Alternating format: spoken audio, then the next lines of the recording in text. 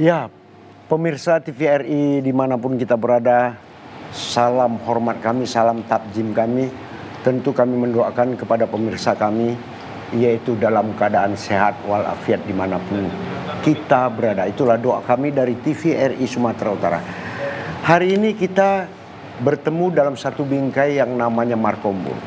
Suka atau tidak suka, senang atau tidak senang, kita harus waspada terhadap keberadaan anak kita, baik di dalam rumah kita sendiri maupun di luar rumah kita, karena hal-hal yang bersifat dapat mengganggu daripada kenyamanan kita selaku orang tua terhadap ketenangan anak kita, terhadap ketenangan anak diri kita, apalagi belakangan ini kita ketahui bersama tentang maraknya tindakan asusila terhadap anak.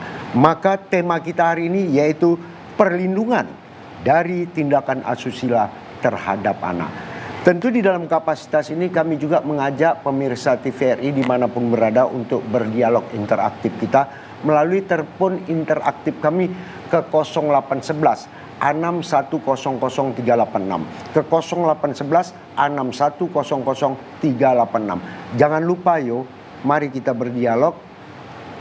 Jangan sungkan untuk menyampaikan sesuatu.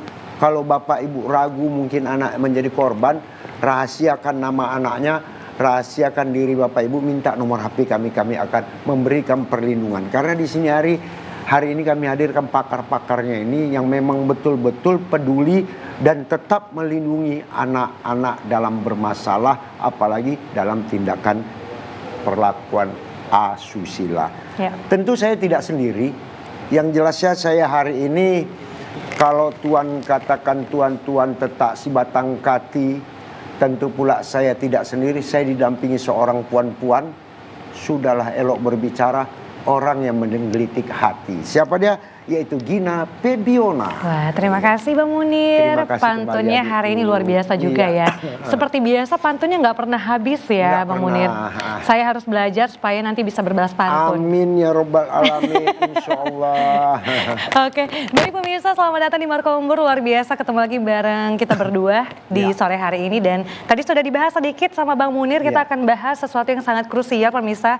Seperti yang kita ketahui bahwa kekerasan terhadap anak dan juga tindakan asusila ini begitu memprihatinkan ya, apalagi Bang Munir, ini data dari Kementerian Pemberdayaan Perempuan dan Perlindungan Anak ya, bahwa kasus terhadap kekerasan seksual terhadap anak ini menunjukkan di Indonesia semakin meningkat. Nah, jadi perlu ada kesadaran bagi kita semua, baik orang tua, pendidik, dan juga masyarakat untuk bisa waspada terhadap kasus ini. Nah, pemirsa, kita beruntung sekali hari ini kita sudah menghadirkan kedua narasumber yang kompeten di bidangnya yang akan membahas tentang kasus ini ya, baik dari sisi perlindungan hukum dan juga psikologis. Dan langsung saja kita perkenalkan Bang Munir.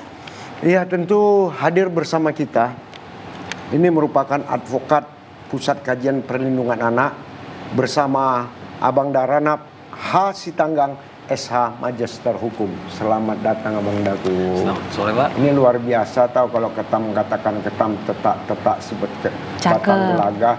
Walaupun abang kita agak kelam, tapi tak kalah gantengnya dengan Thomas Georgi. Ini kenapa? Artinya kenapa? Tak boleh kita pilah-pilah. Ya kan? Iya.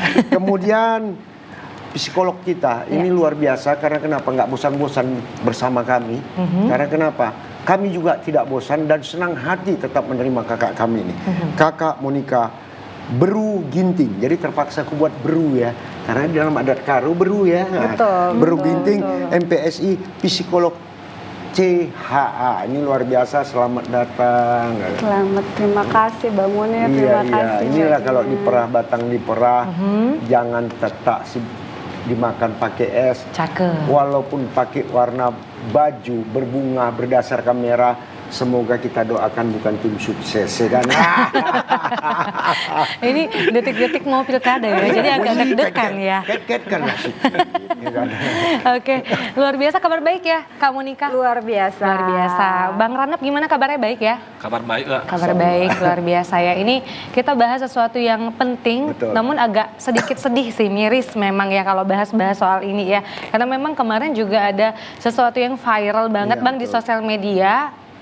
perlakuan kekerasan seksual ini dilakukan anak di bawah umur. Jadi pelaku dan korban itu sama-sama anak di bawah umur Dan gitu ya. bukan sekedar korban dalam seksualitasnya Iya. aja, termasuk korban hilangnya nyawa. Aduh. Ini Itu- repot. Dan para pelakunya itu anak-anak. Nanti kita Aduh, tanya. takut kita ya. Tapi kita ke Bang Ranap dulu ya. Bang Ranap, boleh dijelaskan kepada kita semua apa sih regulasi hukum yang sudah ada di Indonesia terkait perlindungan anak dari tindak asusila? Apakah undang-undang yang ada saat ini sudah cukup kuat ya untuk melindungi anak-anak kita? Ya, terima kasih Mbak. Kalau secara regulasi peraturan sebenarnya sudah sangat baik ya. Dan buktinya ini adalah dengan lahirnya Undang-Undang 23 tahun 2002 dirubah menjadi Undang-Undang Nomor 35 tahun 2014, bahkan pada saat tahun 2016 diterbitkan Perpu Nomor 1 tahun 2016 yang berubah menjadi Undang-Undang Nomor 17 tahun 2016.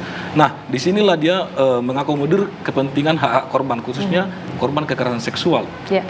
Jadi sebenarnya secara regulasi sudah sangat mumpuni, ditambah lagi dengan undang-undang terbaru, Undang-Undang Nomor 12 tahun 2022 tentang tindak pidana kekerasan seksual, saya rasa memang sudah mengakomodir ya.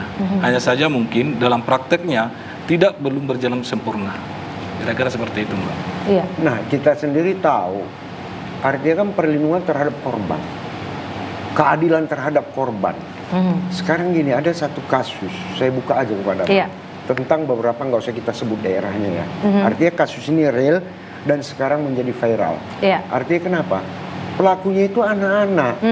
Jadi harapan korban ini, keluarga korban ingin mendapatkan keadilan yang setara dengan yang lain, tidak tercapai dikarenakan pelakunya anak-anak, maka perlakuan hukum terhadap anak ini tentu berbeda dengan orang dewasa. Ini gimana ini Bang? Iya. Ya, benar, Pak. Suka tidak suka, senang tidak senang, memang itulah aturan hukumnya. Iya. Bahwasannya ketika kita berbicara soal anak sebagai pelaku, yang ada di bayangan saya itu adalah langsung terlintas Undang-Undang Nomor 11 tahun 2012, yaitu Undang-Undang tentang Sistem Peradilan Pidana Anak. Nah, di dalam undang-undang ini memang mengatur tentang proses hukum terhadap anak yang memang penanganannya khusus dan berbeda dari tindak pidana umum yang dilakukan oleh orang-orang dewasa.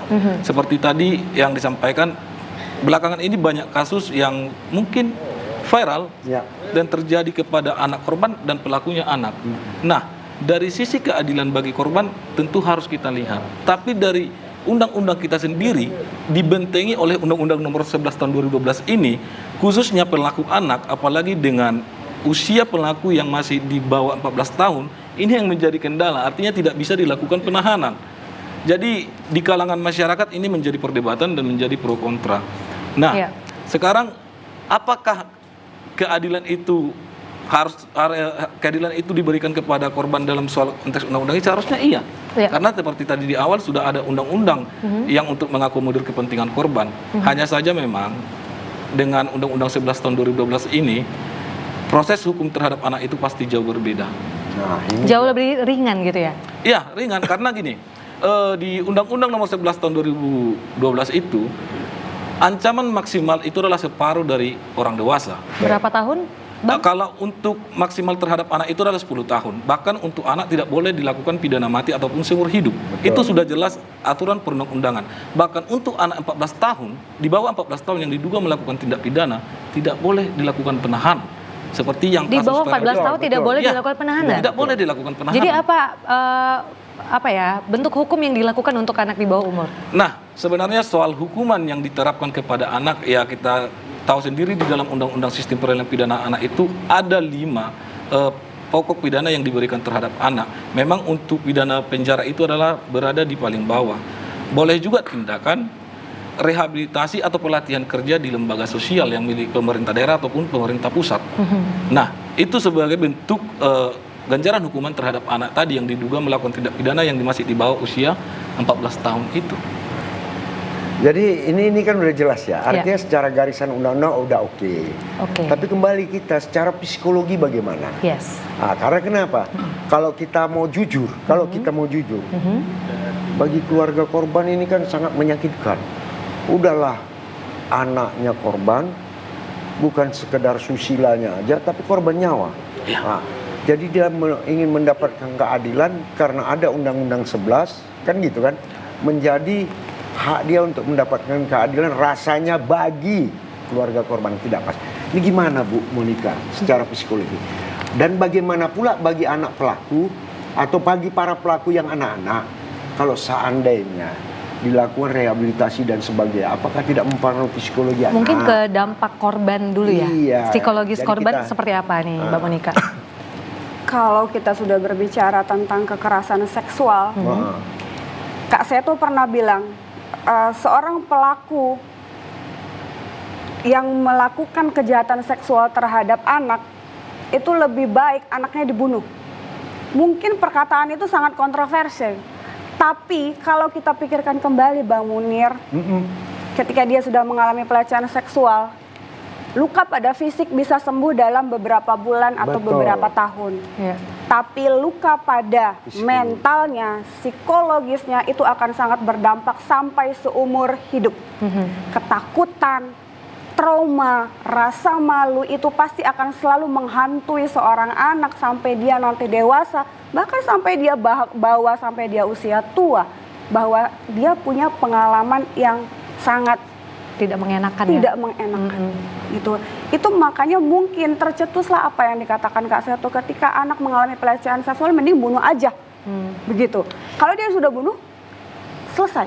Dia Iya. punya trauma tidak ada Trauma lagi. nggak ada lagi. Tapi kan kita tidak bisa, iya masa sih Nggak harus mungkin dibunuh ya. begitu ya Nggak kan? mungkin. Tapi kalau dipikir iya gitu ya, karena untuk menghilangkan trauma itu tidak gampang. Gampang ya. Iya, tidak segampang kita menyembuhkan luka pada fisik anak gitu ya. Jadi pasti akan ada yang namanya proses yang sangat lama untuk yang namanya menyembuhkan luka trauma pada anak. Itulah yang disebut sebagai post traumatic healing gitu. Dan itu harus benar-benar ada dukungan support dari keluarga, lingkungan sekitar. Karena kenapa? Kadang justru lingkungan sekitar, tetangga itu yang justru menambah luka trauma pada si anak. Ketika mulai ada bisikan-bisikan, Betul. ya perkataan-perkataan sehingga anak menjadi takut untuk keluar. Kemudian dia nanti kembali ke sekolah, kemudian ada perkataan yang tidak enak, itu benar-benar sangat mengganggu mental anak. Jadi kalau saya pribadi ketika ada anak yang mengalami pelecehan seksual, kalau saya bilang dia pindah aja dari lingkungannya bersama orang tuanya. Bawa dia lingkungan yang baru. Artinya tidak ada orang yang kenal dia. Saya rasa itu healing yang paling tepat untuk menyembuhkan luka pada anak yang mengalami pelecehan seksual. Karena trauma itu bukan hanya pada anak, juga pasti pada keluarga. Orang tua akan juga merasa terluka. Gitu. Jadi daripada kita terluka dengan omongan orang, lebih baik kita tinggalkan daerah saja. itu ya. Iya, kalau itu menurut Ke saya. tempat yang baru, mulai hidup baru seperti itu ya. Betul. Dan itu sangat membantu anak untuk sembuh lebih baik. Iya. Oke.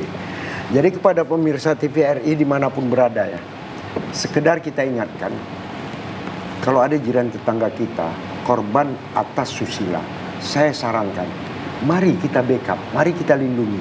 Jangan kita cederai dia lagi dengan pandangan mata, dengan cibiran daripada ulah kita sendiri. Berikan perlindungan seutuhnya untuk dia bangkit kembali dalam menjalani kehidupannya, sehingga traumatis dia cepat atau lambat, kalaupun tidak hilang seluruhnya, tapi berkurang sehingga dia berasa nyaman, dan bagian yang ada di sekitarnya ini adalah merupakan perlindungan tempat dia berlindung. Tentu saya tanya kepada Abang, aku kejar aja nih. Karena kenapa? Kita bicara tadi tentang persoalan trauma dan sebagainya. Yang mau kutanya Bang, seseorang pelaku, ini kan kadang-kadang kita berbicara kan jangan konotasinya kepada seorang wanita, laki-laki pun ada, kan gitu. Katakanlah dengan kerennya, kalau di daerah-daerah wisata sering terjadi. Pelaku kan memang sering laki-laki, maksudnya gimana tuh Bang? Maksudnya pelaku sering laki-laki. Iya. Tapi korbannya tak perempuan aja, laki-laki pun ada korbannya oleh pelaku laki-laki. Oh, I see. Jadi kita Baik. nggak usah kita panjangin. Baik, ya, Nanti paham. menjurus dia nggak enak. Oke, baik. Jadi yang menjadi pertanyaan Ya. kita, ini sama anak, artinya sama-sama di bawah umur. Ya. Kita harus ketahui bahwa tingkat media sosial sekarang ini mengajari anak dewasa dalam tanda kutip, bukan umur, dewasa dalam psikologi untuk berbuat. Sama-sama menginginkan perbuatan itu, tapi akhirnya secara pertanggungjawaban nggak ada. Anak kan jadi korban satu. Kan begitu ya? Ini bagaimana dalam pandangan hukum? Ya, terima kasih Pak. Soal dalam proses hukum, ketika ada anak sebagai pelaku, diduga sebagai pelaku tindak pidana kekerasan seksual, dan korban adalah juga anak. Ya inilah tadi anak yang berhadapan dengan hukum. Perlu diketahui kan anak yang berhadapan dengan hukum itu ada 3, yaitu anak sebagai pelaku atau anak yang berkonflik dengan hukum, anak sebagai korban tindak pidana, dan anak sebagai saksi pidana. Nah, dalam soal konteks ini berarti diduga anak sebagai pelaku tindak pidana dan anak sebagai korban tindak pidana itu sendiri. Ya tentu saja memang tetap diproses, Pak. Tetap diproses. Tetap dikenakan Undang-Undang Perlindungan Anak terhadap si korban. Dan untuk hak daripada si anak ini diatur di dalam Undang-Undang Sistem Peradilan Pidana Anak ini. Banyak case yang terjadi, apalagi soal motif pacaran, ini dalam konteks pacaran ya, bahkan seusia mereka terakhirnya melakukan hubungan, ya mohon maaf ya, hubungan badan itu, hubungan seksual itu, sehingga ada orang tua yang keberatan melaporkan tindak pidana ini, anaknya yang diduga menjadi korban ini. Pernah nggak kalau misalnya, mohon izin Bang, kalau misalnya memang korban juga mau gitu ya, jadi memang ini kekerasan seksual ini dilakukan karena kedua belah pihak juga mau gitu. Apakah si korban ini juga mendapatkan hukuman? Nah, dalam prakteknya memang bentuk pertanggungjawaban pidana dalam konteks pacaran, apalagi korban anak, pelaku anak, hanya dibebankan kepada pelaku saja? Iya, pelaku anak. Padahal kita ketahui di dalam Undang-Undang 35 tahun 2014 itu, Undang-Undang Perlindungan Anak itu tidak mengandang sistem gender. Setiap anak, baik anak laki-laki maupun anak perempuan, harusnya dilindungi, tapi harus dilindungi. Dan harusnya ketika, kalau pandangan kami ya, dengan pengalaman kami melakukan pendampingan terhadap anak sebagai korban dan anak sebagai pelaku, kalau dari pemahaman kami, saran kami seharusnya adalah diberikan juga kepada keduanya bentuk penghukuman. Apakah itu sanksi bentuk pelatihan? Kan rasanya nggak adil juga hanya kepada pertanggungjawaban pidananya kepada si laki-laki saja. Tapi perempuan juga harus sama ya? Ya harusnya sama. Karena tapi di lapangan enggak? Di lapangan tidak? Tidak. Selalu itu pasti akan dijatuhi hukuman dan bentuk pertanggungjawaban pidana itu hanya kepada anak laki-laki. Beda dengan dewasa ya. Kalau dewasa kan dia melakukan hubungan, salah satunya atau viral, akhirnya kan itu terjadi perzinahan aja. Kalau dewasa dua-dua ya? Kalau untuk orang dewasa dua-dua dihukum? Ketika pelakunya orang dewasa, korbannya anak, pastinya yang dihukum adalah yang dewasa. Karena secara psikologis juga adalah bentuk pertanggungjawaban pidananya harus dibebankan kepada yang dewasanya. Tapi soal tadi adalah karena mereka sama-sama anak, masih sama-sama di bawah perlindungan Undang-Undang Perlindungan Anak ini sendiri. Nah, ini satu dari sisi itu.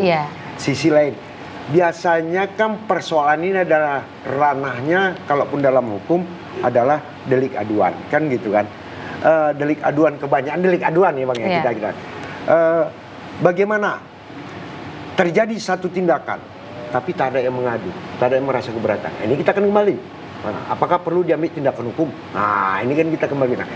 Tapi sebelumnya kita terus terang aja, yang jelasnya kerakap batang kerakap, jangan tebang batang timun. Banyak pun kita bercakap, elok kita break dulu, dengarkan musik.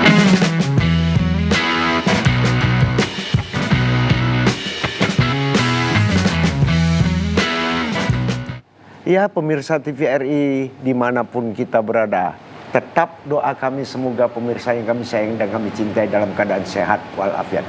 Tetap kita bersama Markombur TVRI Sumatera Utara. Kita lanjutkan. Tentu kami mengingatkan juga kepada pemirsa kami, tetap kami buka line kami yaitu telepon interaktif ke 0811 6100386. Ingat yuk, ke 0811 6100386. Tentu anak bertanya ini Bang, di dalam tradisi kehidupan kita ada norma-norma. Selain undang-undang yang berlaku ya, kadang-kadang norma-norma ini udah dilupakan segelintir masyarakat. Ada hal katakanlah seseorang selain anak dan sebagainya tidur di rumah seseorang lainnya yang bukan ada hubungannya, artinya suami istri dan sebagainya, tapi bebas dia tidur di situ tanpa, sedangkan masyarakatnya tidak peduli. Ini kan menandakan secara psikologis norma-norma ini belum hilang. Kemudian terjadi polemik terhadap itu, tapi tak ada yang mengadu. Apakah masyarakat berhak mengadu untuk ketidaknyamanannya? Ini mau kami tanyakan kepada Bang.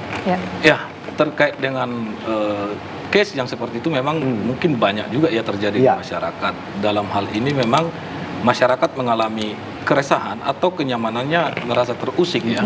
Artinya sah-sah saja mereka melaporkan dalam hal ini, misalnya kan ada juga di lokasi terdekat, apakah melalui dari Keplingnya atau Babin Kaptimas atau Babinsanya. Tapi dalam konteks hukumnya memang ketika bukan di ranah hukum misalnya perbuatan zina, kan ini yang menjadi polemik. Tapi aku rasa ya di undang-undang, mungkin undang-undang KUH pidana terbaru kita sudah mengakomodir soal hal ini. Misalnya seperti ya kumpul kebo, ya kan seperti itu sudah mengakomodir. Cuma memang belum bisa diterapkan untuk saat ini kan, karena untuk masa uji cobanya 3 tahun kalau tidak salah. Tapi soal mengenai keresahan masyarakat kan masalah kearifan lokal juga. Artinya bisa mengambil keputusan di tengah masyarakat itu menyelesaikan kasus ini seperti apa. Tapi bukan juga harus main hakim sendiri kan. Ya disampaikan aja misalnya melalui pemerintah daerah setempat yang paling terkecil, misalnya di Keplingnya, kepala desa atau lurahnya, melalui Babin Kamtibmas ataupun Babinsanya. Oke, berarti misalnya kita melihat seseorang gitu ya, tetangga kita yang memang melakukan itu, apakah sistem pelaporannya seperti apa selain kita harus mengadukan ke kepala daerah ataupun Kepling gitu ya, kepala lingkungan, atau bisa langsung lapor ke polisi atau seperti apa?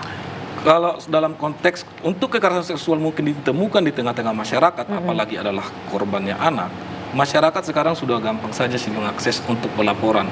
Karena apa? Di setiap daerah sudah ada dibentuk juga adalah UPTD perlindungan anak. Di kabupaten kota, UPTD di provinsi juga sudah ada.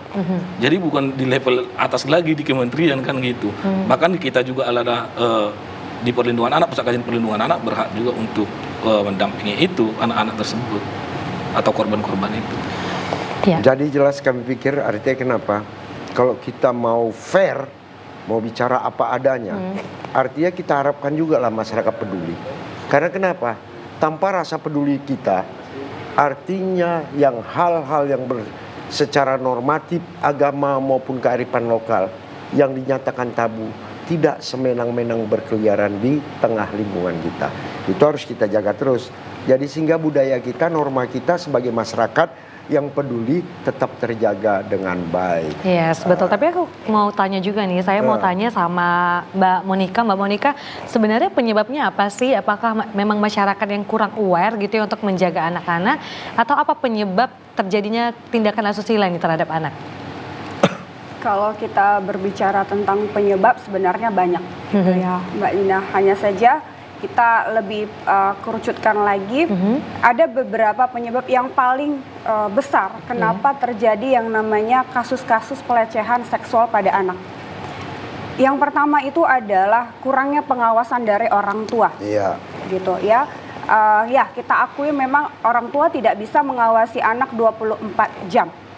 Tapi dalam konteks ini saya mau mengajak orang tua, dalam arti bukan hanya orang tua kandung, tapi orang tua yang merasa memang dia sebagai orang tua, begitu.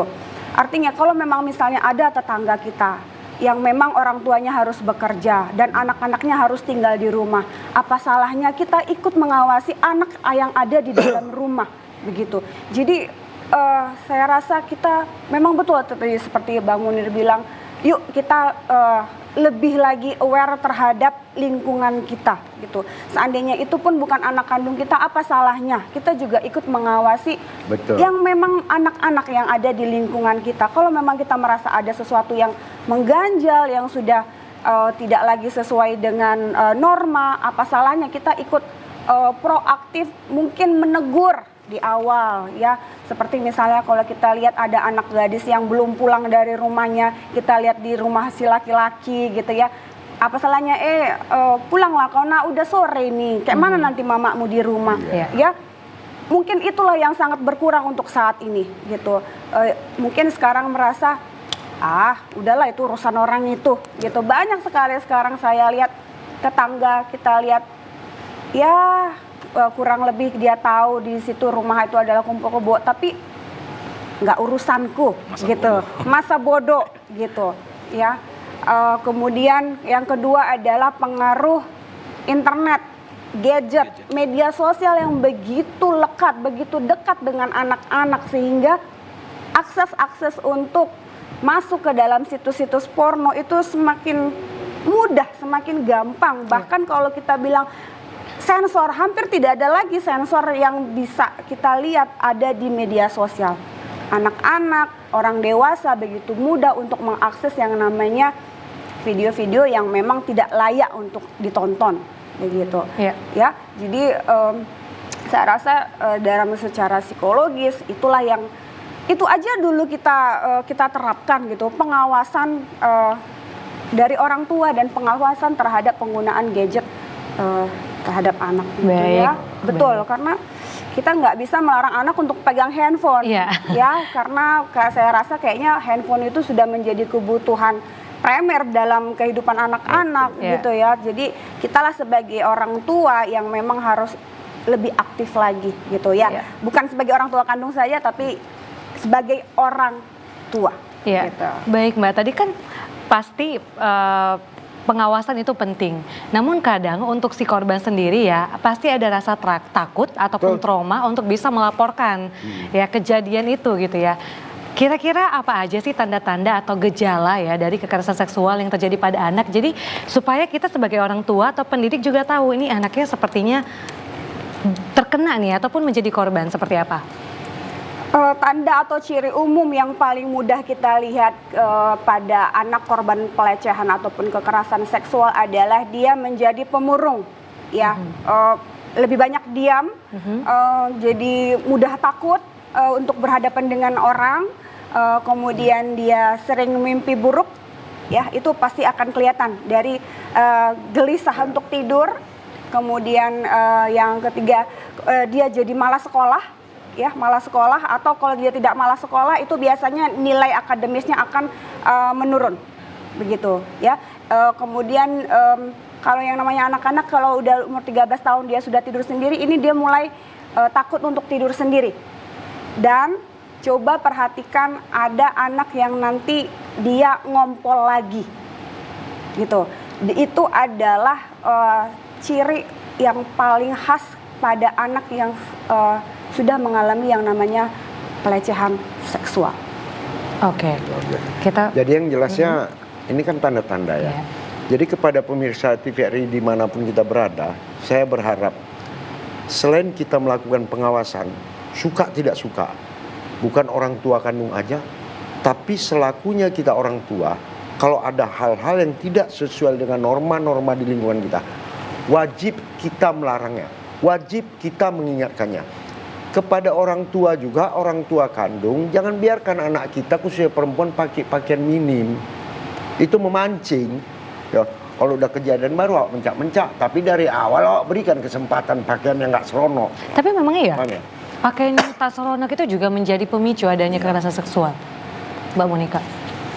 Gini, alami ya, kita suka sesuatu yang tertarik pada sesuatu yang tidak kelihatan. Jadi begitu ada kelihatan itu pasti secara otomatis hormon itu akan memancing hawa nafsu, kebutuhan biologis akan keluar, gitu. Jadi jangan bilang alah memang matanya aja yang gatal. Tapi memang gitu Mbak, kan di media sosial tuh ya, kan banyak yang bilang harusnya jangan kita yang disalahin dong, kita kan punya hak untuk bisa berpakaian sesuai yang kita mau gitu ya. Harusnya si laki-laki dong yang harus menjaga otak dan matanya, nah gitu. Padahal dia udah pancing kita sendiri kan. Ini pro kontra nih Mbak Monica, gimana? Nah itu tadi seperti tadi kita sudah katakan ya, bahwasanya sesuatu terjadi karena kita mengizinkan, gitu. Ya, jadi kalau sesuatu itu kita persiapkan untuk tidak terjadi, kemungkinan besar tidak akan terjadi, begitu. Misalnya logikanya aja, kalau kita berhati-hati berkendara, kecil kemungkinan kita mengalami kecelakaan. Tapi kalau kita ugal-ugalan tidak mematuhi peraturan yang ada, besar kemungkinan kita akan mengalami yang namanya kecelakaan. Sama dalam kehidupan kita juga, kalau kita tidak aware dengan apa yang terjadi, apa yang ada di sekeliling kita. Kita tidak aware dengan peraturan, kita tidak aware dengan norma yang terjadi. Kita selalu mengatakan ini terserah saya, terserah saya. Bukan tidak mungkin kita akan mengalami sesuatu yang buruk dalam hidup. Wah, nah ini Begitu. kan. Sekarang kita tanya dulu kepada Bangda kita. Yes. Pusat Kajian Perlindungan Anak, advokat Pusat Kajian Perlindungan Anak. Udah sejauh mana dan apa aja yang udah diambil katakanlah dilakukan terhadap korban-korban terutama udah sejauh mana? Apa-apa aja yang telah dilakukan? Ya. Nah ini.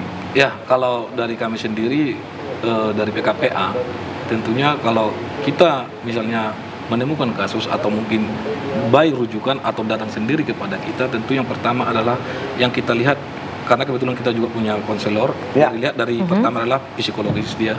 Karena apa, kalau langsung ujuk-ujuk ke proses hukum takutnya belum siap mental dia kan gitu. Baru setelah mungkin telah ditangani oleh psikolog, kita nanti akan kita lakukan pendampingan, pengaduan terkait dengan proses hukum atas tindakan kekerasan yang dialami oleh pihak si korban tadi. Kita melakukan pendampingan mulai dari kepolisian, di kejaksaan, bahkan sampai nanti pada pengadilan itu sendiri. Tapi yang paling terpenting di sini juga nanti adalah menjadi bahan evaluasi atau mungkin mendorong kepada para penegak hukum dalam hal ini adalah untuk hak-hak korban yang lebih diperhatikan.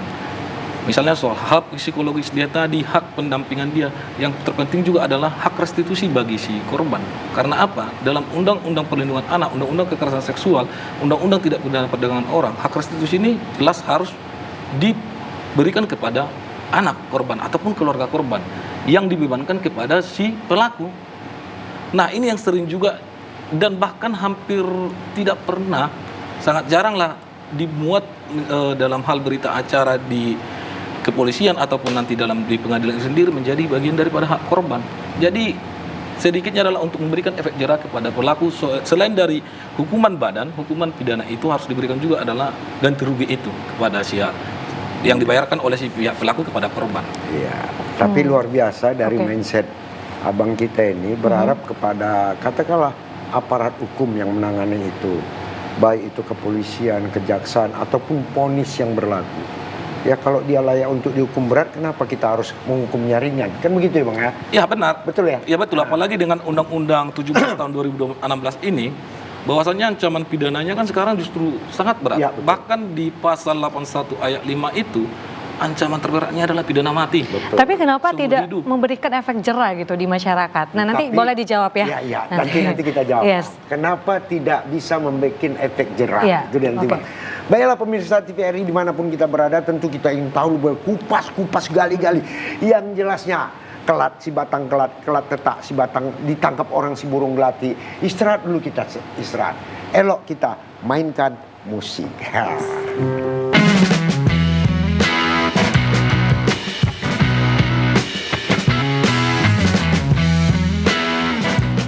Ya pemirsa TVRI Sumatera Utara dimanapun berada, tetap bersama kami di Markombur. Jangan ragu ya, di Markombur. Tetap kami memintakan untuk kita sama-sama berinteraktif ke nomor telepon kami 0811 6100 386 0811 6100 386. Kita lanjutkan perbincangan kita. Tadi ada hal yang belum dijawab. Kali ini kita persilakan. Tadi apa Gin? Permasalahannya? Yes, nah jadi sebenarnya mau tanya lagi nih sama Abang ya, bagaimana dengan hukuman bagi pelaku tindak asusila ini terhadap anak? Apakah kalau tadi kan Abang bilang sudah cukup berat lah ya hukuman yang diberikan kepada pelaku gitu ya, tapi kenapa nih tidak menimbulkan efek jera sehingga juga makin meningkat ini tindakan asusila di masyarakat? Sebenarnya begini, regulasi peraturannya memang sudah mengakomodir hukuman yang berat, tapi Iya. prakteknya dalam hal penjatuhan putusan justru memang tidak mengambil posisi yang maksimal ini tadi. Iya, iya. Jadi mungkin itu juga faktor mengapa banyak orang tidak jerah melakukan itu. Karena apa? Udah diberikan ruang undang-undang untuk menghukum dia seberat mungkin, tapi dalam hal penjatuhan putusannya justru jauh daripada kata maksimal itu. Ya banyak juga ya, bahkan ada juga yang bebas kan, padahal secara kasat mata seperti kasus yang kemarin semua menyaksikan bahwasannya itu adalah jelas kasus kekerasan, Betul. bahkan bisa bebas. Iya. Jadi hal-hal yang seperti ini sih menjadi polemik di di tengah masyarakat kan gitu. Nah, ini Berarti dia. masih lemah dong ya? Apa itu karena oknum atau seperti apa? Ya, Mama, sebentar. Oh, jurus sekali, masa karena oknum harus jurus. Iya kan bisa jadi kan memang harus ada perbaikan nih Ya, dari ya, sisi ya. perlindungan hukum tadi. Awak. Apa yang harus diperbaiki dari kelemahan itu? harusnya aparat penegak hukum itu harus lebih berani Iya. dalam hal memberikan hukuman yang maksimal. Itu. Iya. Artinya tidak ada cawe-cawe. Nggak boleh takut dong, harus bener-bener dong. Ya, tadi Ya. udah bilang Jujur tadi ya. melalui pemirsa. Apa aku bilang? Kalau kita pun sebagai aparat hukum yang berkompeten untuk ini, jangan ragu lah untuk mengambil hukuman yang maksimal terhadap pelaku-pelaku. Gitu aja udah. Apa penyidikan? Oke. Tapi menurut Mbak Monika sendiri, Nah. bagaimana ya? Mungkin lebih ke harusnya seperti apa sih pemerintah ini atau masyarakat ini ya? Apa video porno lah kalau kita kaitkan ke video porno kan karena video-video media sosial internet tadi yang Mbak Bi sudah sebutkan. Iya. Kalau kita lihat lagi ya, Iya. peran keluarga Iya. itu kita lihat semakin ke sini banyak keluarga yang semakin tidak harmonis. Tidak harmonis dalam arti sudah semakin berkurangnya komunikasi di dalam keluarga. Ya, jadi untuk penyampaian segala sesuatu yang baik terhadap anak juga sudah sangat berkurang. Karena kenapa? Intensitas pertemuan antara orang tua dengan anak juga sudah sangat-sangat berkurang. Karena apa? Pengaruh penggunaan gadget sekali lagi. Ya, ketika anak pulang ke rumah, anak masuk kamar pegang gadget itu bisa sampai malam. Tidak ada lagi bertemu bertegur sapa atau mungkin makan bersama dengan orang tua. Ya, kalau kita dulu kan waktu lagi makan kita dikasih tahu, nak jangan kayak gini ya, jangan kayak gini. Pantang. Ya, artinya Amin, kita ya. akan diberikan petua-petua ataupun nasihat-nasihat dalam kita melanjutkan kehidupan. Betul. Kalau dibandingkan dengan anak-anak zaman sekarang, saya rasa kalau ngobrol dengan orang tua, entah pun itu mungkin karena orang tua yang sibuk bekerja kekurangan waktu bersama anak dan mungkin dari anaknya sendiri juga tidak ada keinginan juga untuk berkomunikasi dengan orang tua bahkan karena dia sudah lebih asik dengan gadgetnya gitu. Jadi banyak kita sudah mengalami generasi-generasi yang kosong dengan nasihat-nasihat ataupun norma-norma nilai-nilai kehidupan yang ditanamkan ke dalam diri seorang anak. Nah, ini luar Gitu. biasa. Artinya kepada kita pemirsa di rumah, jangan merasa bangga kalau anak kita di kamar terus-terusan. Tapi perlu kita waspada. Lihat apa yang dikerjakannya di kamar. Kalau dulu masa kami, asal udah lama nengok TV, diperintahkan orang tua, tidur kalau masuk dalam. Nah, senang hati ya. Sekarang hati-hati. Kalau anak kita lama kali di kamar, apa yang dilakukannya? Itu Bener waspada. juga ya. Jadi kayak serba salah. Di luar pun salah. Tapi kalau di dalam kamar terus pun nggak boleh berbangga diri nih Boleh orang tua berbangga gitu ya. diri, tapi jangan megang api anak tadi. Itu yang maksudnya. Iya, iya, iya. Satu lagi mau kutanya kepada Oke. Bang Ranap. Bang Ranap, ada hal yang kurasa sama persoalannya. Iya. Kalau tadi kan kita berbicara tindakan asusila antara person anak dengan person lawannya dalam arti kata interaktifnya tanpa ada katakanlah telangkai atau tanpa ada orang lain. Dalam trafficking, tindakan penjual anak itu kan ada pihak lain yang secara bersama-sama atau 480-nya ya kalau nggak salah atau berapa pasalnya itu ikut terjun. Memang dia tidak pelaku, tapi dia bagian daripada terjadinya perlakuan ini. Nah, ini gimana ini Bang? Ya, biasanya kalau dalam hal tindak pidana perdagangan orang ya pasti ada proses kan itu, Ya. cara, tujuan kan gitu. Jadi pihak-pihak yang terlibat dalam hal tindak pidana perdagangan orang ini ya tentunya harus memang dimintai pertanggungjawaban. Itu bukan soal hanya siapa yang menguasai mungkin secara fisik Ya, si betul. korban ini, tapi pihak-pihak juga yang terlibat, misalnya apakah penyalurnya yang bekerja sama harusnya dikenai juga sanksi, karena kita harus ketahui bahwasanya subjek dalam hukum undang-undang tindak pidana perdagangan orang itu bukan soal manusianya, tapi korporasinya pun bisa dijerat gitu.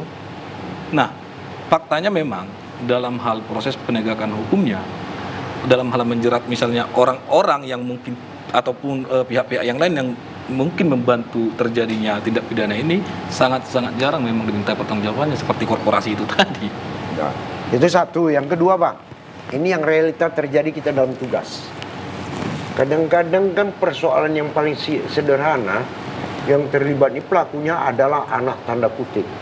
Tanda kutipnya anak katakanlah punya kedudukan tinggi. Abang sebagai penasihat hukum atau kuasa hukum daripada korban. Apa enggak ada kungku-kungku ini? Ada karta gura dia enggak? Sorry bang, aku percaya. Tadi aku dilarang ya nanya itu, sekarang Ini langsung- mancing juga. Enggak, aku langsung kepada abang. Yang namanya soal Ya. itu terus terang pasti ada godaan. Ya. Tapi bagi kita yang sudah memang menjiwai terhadap perlindungan ini pasti akan tetap menolak hal-hal yang seperti itu. Terima kasih bang, ini luar Karena biasa. boleh kita lihat seorang korban dengan berbicara dengan berani speak up datang kepada kita, kita hianati lagi. Iya. Bagaimana rasanya penderitaan Nasibnya ya. daripada pihak Itulah korban ini? pengkhianat yang tidak bisa diampunkan. Iya. Ya, betul. Ini luar biasa, terima kasih. Prinsip Bang Ranap keluargai. Tapi yang jelasnya kepada ibu, Bu. Nah, ini kepada ibu. Dari sisi pandangan ibu secara psikologi, apa yang harus kita sikapi dalam permasalahan yang terjadi di tengah masyarakat ini? Iya.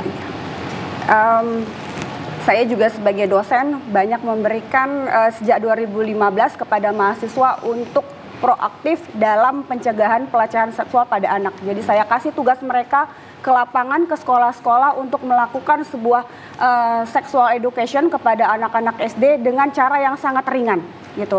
Karena prinsip saya punya program The Hook, dukung secara mental baik terhadap korban ataupun kepada anak yang belum menjadi korban gitu. Lebih baik kita mencegah gitu. Dukungan mental ini ya seperti tadi kita melakukan preventif dengan mengedukasi. Kemudian yang kedua itu adalah education sexuality ya. Ini sudah bisa kita berikan kepada anak sejak anak sekolah ya TK dengan cara memberitahu kepada anak mana area yang boleh dipegang oleh orang lain, mana area yang tidak boleh dipegang oleh orang lain dari kepala sampai ujung kaki. Itu yang paling gampang untuk dihafal oleh anak. Jadi ketika ada orang yang cium pipi, nggak boleh ya nak ya, itu nggak boleh, itu pantang. Ya, jadi sampai dia nanti di sekolah atau di masyarakat juga tidak ada orang yang boleh sembarangan untuk menyentuh ataupun memegang bagian-bagian tertentu dari badannya. Kemudian hanya itu adalah hukum, ya artinya tolong dong kepada aparat ataupun penegak hukum, tolong hukum ini dijalankan benar-benar dengan amanah begitu ya, karena bagaimanapun ini berhubungan dengan nyawa seorang anak, mental seorang anak yang akan dia bawa seumur hidup. Ya, karena saya pernah menangani seorang klien, dia ternyata dia datang kepada saya hanya awalnya curhat saya menikah atau tidak. Ternyata setelah kita konseling lebih lanjut, dia pernah diperkosa oleh pamannya sendiri waktu kelas SMP. Dan sampai sekarang dia menjadi takut untuk menikah. Kalau saya kasih tahu kepada pasangan hidup saya, nanti saya akan diputuskan, artinya kita mau menikah pasti akan bubar. Kalau saya nggak kasih tahu, nanti dia tahu saat kami menikah pasti ini jauh lebih fatal. Dan dia bimbang dengan itu.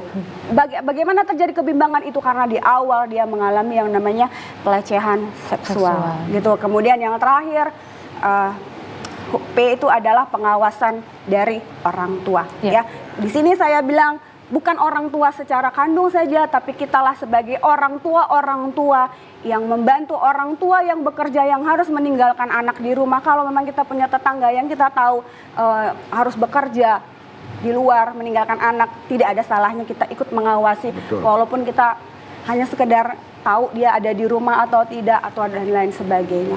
Begitu. Jadi pengawasan orang tua juga. Terima kasih ya Mbak Monica. Mungkin itu sebagai closing statement. Sekalian closing statement untuk Mbak Monica tadi ya. Silakan Bang Sebagai Ranap. closing statement apa kira-kira? Persoalan dalam hal perlindungan anak, untuk mewujudkan perlindungan anak ini adalah bukan semata-mata tanggung jawab dari satu pihak.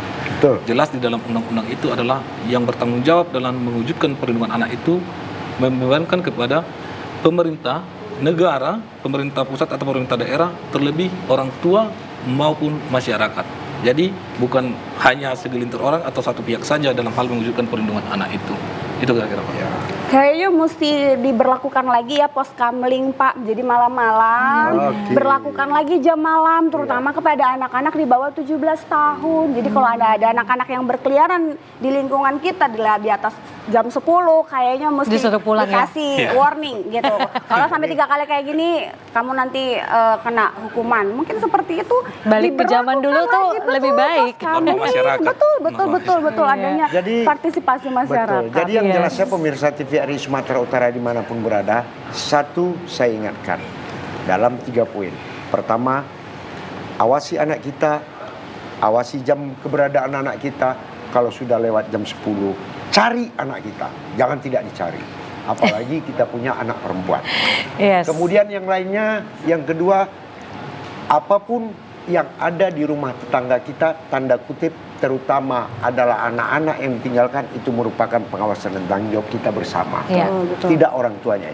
Yang ketiga, yaitu semua ini tidak akan terjadi kalau kita peduli terhadap lingkungan kita dan kita kembali kepada norma-norma kita untuk mentabukan yang namanya duduk dekat laki-laki berpasangan bukan muhrim. Saya Haji Munir Nasution mengingatkan, kalau belah, katakan belah, jangan dibelah si batang jati. Kalau berpisah, boleh kita berpisah, tapi tak akan pula berpisah di dalam hati. Dan rekan saya, Dan saya Gina Babiana pamit dulu deh. Terima kasih pemirsa, terima kasih Mbak Monika, terima kasih Bang Ranap ya. Dan selamat sore dan sampai jumpa.